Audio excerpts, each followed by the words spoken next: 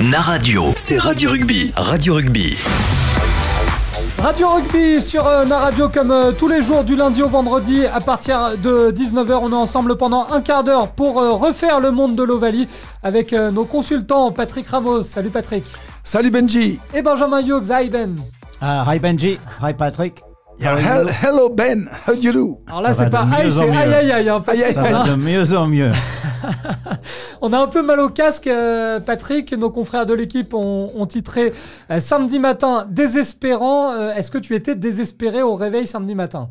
Pas jusqu'à là, parce que ça reste qu'un match de rugby, mais c'est vrai que après une première mi-temps euphorique 16-0 qui n'était pas cher payé, rappelons, et puis Ben nous a parlé un peu plus tout à l'heure de la faillite des deux buteurs, mais du côté français, un buteur, il était dans un jour sans, inhabituel pour Para, qui a laissé passer donc 3 et 2, 6, 8 points de coup de pied. Alors, peut-être en enlever 2, mais il y en avait au moins 5 points de coup de pied qui étaient tout à fait passables, à passer.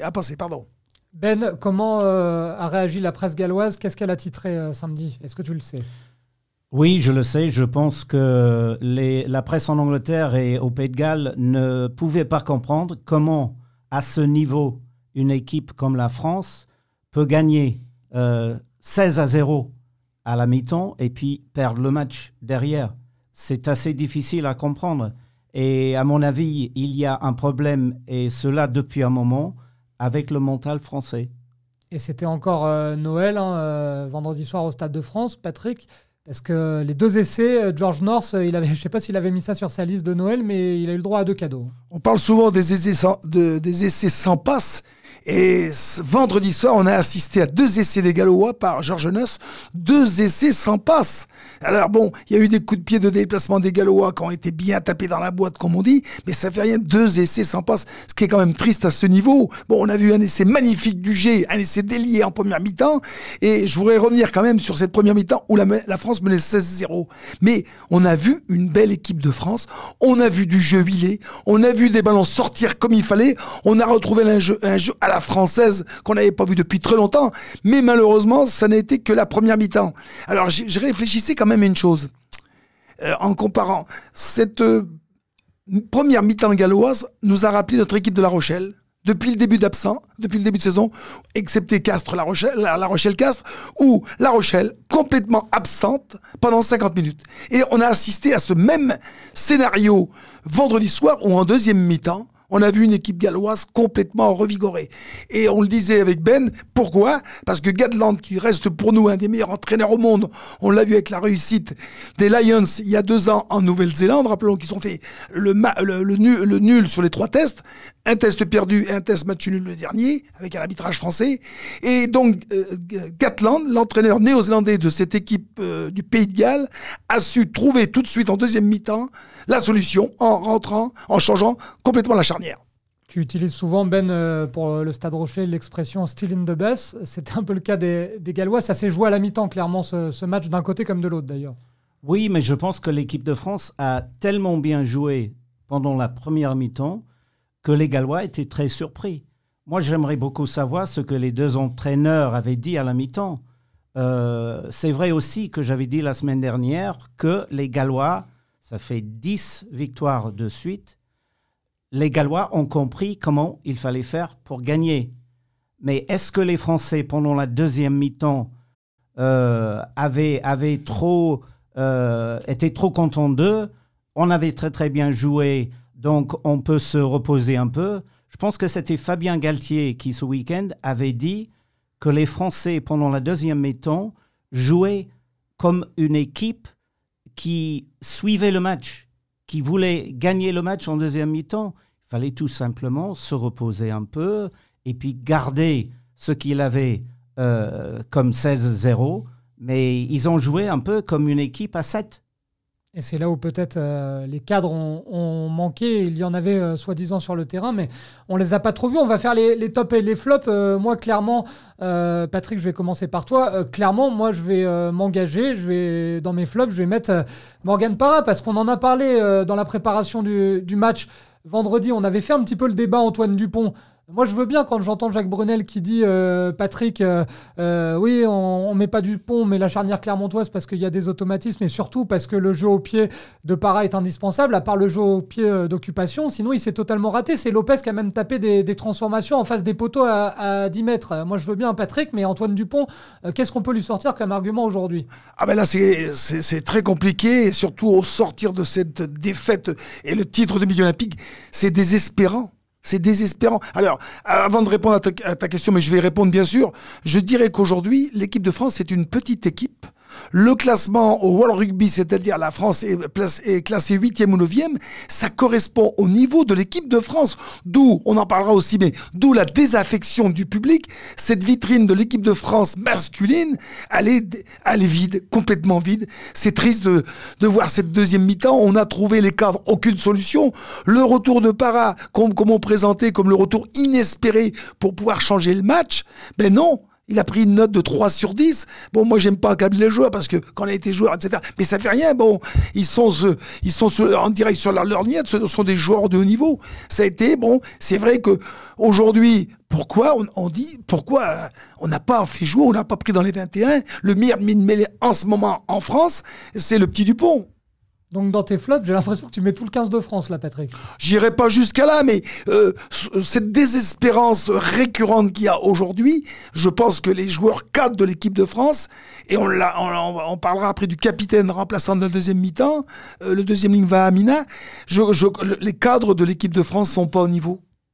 Donc tu mets Vahamaina dans tes flops, Patrick. Ah oui, pour moi, le premier flop, ça va être Vahamina, parce que on avait fait l'effort, une mêlée. Là aussi, on dit, on n'a pas l'équipe de France n'a pas de mental. Ce qu'il faut à la 70e minute, on reprend l'avantage. Suite à une poussée formidable, on pousse les Gallois à la faute. L'arbitre siffle pénalité, on reprend l'avantage. Et là-dessus, à 10 minutes ou 9 minutes de la fin, on est dans les 30 mètres de l'adversaire. Pourquoi faire une passe hasardeuse avec deux coéquipiers qui sont à disposition du jeu? Donc flop. Ça, c'est le premier flop. Patrick Vahamaina. On va te demander, Ben, tes tops et tes flops, mais on va tirer un coup de chapeau à un homme dont on avait beaucoup parlé vendredi dans l'avant-match. Lui, il a répondu présent, c'est King Louis. Picamol, il a fait son match, il a montré l'exemple. Après, il n'a pas été forcément suivi, Ben, mais lui était présent. Oui, il a fait un grand match. C'est un grand joueur. Il a marqué un essai. Et je pense que c'est quelqu'un qui a de l'expérience. Et je pense que vendredi soir, c'est ça qui comptait aussi. On avait parlé de ça. T'es étonné d'ailleurs que ce ne soit pas lui qui récupère le brassard de Guirado. Oui, tout à fait. J'ai pas compris pourquoi ils ont donné le brassard à Vahamaina. Vahamaina, il est toujours jeune. Il n'a pas beaucoup d'expérience à ce niveau-là. Donc oui, j'étais un peu surpris. Et puis, il a fait cette passe un peu... Ça l'a gêné peut-être le brassard, il n'a pas l'habitude pour faire la passe, Patrick, ça lui a serré le oui, bras. C'est ce que disaient certains journalistes spécialistes, comme quoi, c'est vrai, être capitaine de l'équipe de France, 27 ans, il faut vraiment posséder son sujet, être un exemple très entraînant après l'entraîneur, pour pouvoir apporter cette sérénité, cette sécurité de décision, ce qui n'a pas été le cas. Et ça n'a pas été le cas vendredi soir, mais ce n'est pas le cas depuis combien de temps? Oui, ça fait longtemps. Alors pour mes tops, c'est pour mes flops. Ouais. Il y a une chose qu'il ne faut pas oublier. Il a fait très mauvais. Il y avait une pluie battante. Alors, je sais qu'il faut s'attendre quelquefois à ça, mais je pense... C'est valable pour les deux camps en plus. Ben oui, je pense, j'allais le dire justement, je pense que les Gallois ont mieux géré le temps. Alors, pour les tops, mes tops, c'était la deuxième mi-temps galloise. Ce qui est aussi un peu pour dire que la deuxième mi-temps des Français, c'était un peu... un flop. Un flop, du coup. Williams, je pense à 15, en parlant du temps, il n'a pas raté beaucoup de ballons en l'air. Ça, c'était vraiment très, très bien. Et j'étais très content, comme Rochelet, de voir les trois remplaçants Rochelet qui sont venus sur le terrain. Pour les flops, je pense que le mental français, on a déjà parlé de ça, c'est très important. Il faut le retrouver. Il faut vraiment retrouver la façon de gagner des matchs. N'oublions pas, Irlande l'année dernière, en dernière minute, je pense que c'était un mauvais jour pour les buteurs, mais les buteurs des deux camps, des deux équipes n'étaient pas terribles. Et finalement, une dernière chose, l'horaire du match vendredi soir à 21h était ridicule. On a vu des sièges vides, d'ailleurs. Ouais. Ça se voyait dans les virages du Stade de France, Patrick. On n'aime pas voir ce genre d'image pour un match d'ouverture du tournoi Destination. Exactement. On sait déjà que bon, l'équipe de France de rugby ne fait pas recette. On l'a vu au mois de novembre. Mais là, un choix incongru de mettre un match du tournoi un vendredi. Pourquoi ça? Qui peut aller voir le match à Paris? Les personnes comme nous, les provinciaux, ils peuvent pas monter à Paris. Un match à 21h. Alors là aussi, bon, pour moi, c'est un des premiers flops, ce choix, un vendredi soir à 21h pour une ouverture du tournoi. Et le seul match du tournoi, comme tu l'avais dit la semaine dernière, à se jouer un vendredi soir, Patrick. Voilà. Ouais. Donc ça, c'est un de tes flops. Tu as Vamaina, tu as l'horaire du match. Tiens, on avait parlé de l'arbitrage vendredi. On attendait de voir M. Barnes. Franchement, il a été plutôt pas mal, Patrick. Alors, oui, je voudrais quand même revenir sur quelque chose. Moi qui, quand même, connais le jeu de première ligne qui était étalonneur pendant de nombreuses années. Ma réflexion sur l'arbitre, c'est pas par rapport à la défaite des Français. Mais je trouve qu'aujourd'hui, le World Rugby devrait se pencher sur les instructions en mêlée, et on l'a vu surtout, c'est-à-dire qu'aujourd'hui, à quoi sert un talonneur? On n'a qu'à mettre un cul-de-jatte parce qu'il ne talonne plus.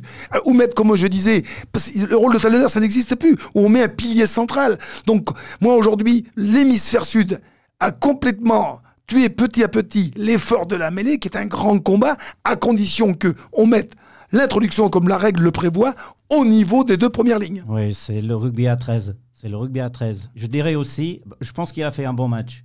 Je pense qu'il a fait un bon match, l'arbitre. Ceci dit, je m'inquiète toujours avec cette histoire d'hors-jeu.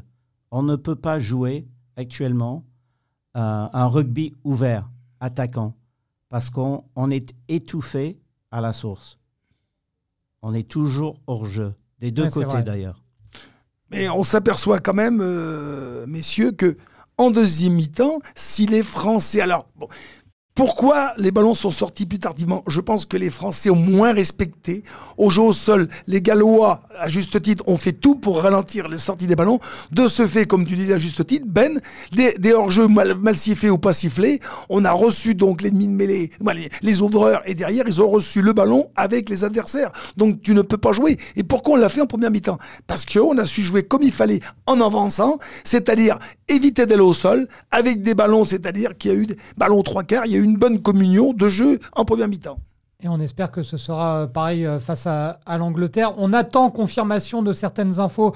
Messieurs, on parlera évidemment, on aura une émission spéciale Crunch vendredi, mais Guilhem Guirado est en train de passer des examens pour voir s'il sera ou non forfait. On a très très peur pour le Rochelais Winnie Antonio, touché au genou, a priori, ça ne sent pas très bon. Yohan Huget, lui, est touché à la main, c'est pareil. Il va voir un petit peu avec le staff médical si il peut jouer ou non. Et puis Fofana, là aussi, des interrogations. On verra avec vous si vous préférez Ficou, Bastaro ou Doumerou pour le remplacer, si son forfait est confirmé. On voulait quand même, nous, passer quelques ondes positives dans cette émission. Patrick, je sais que ça te tient à cœur.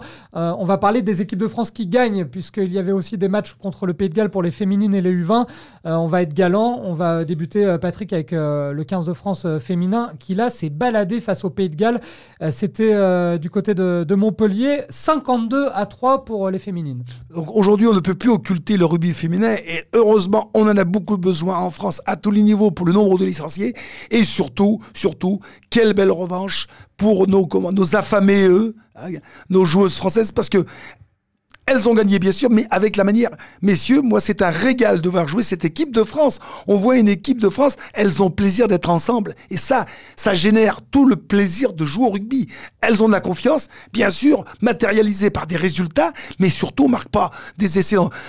J'ai vu ce numéro 8 là, qui a traversé le terrain avec une technique individuelle au-dessus.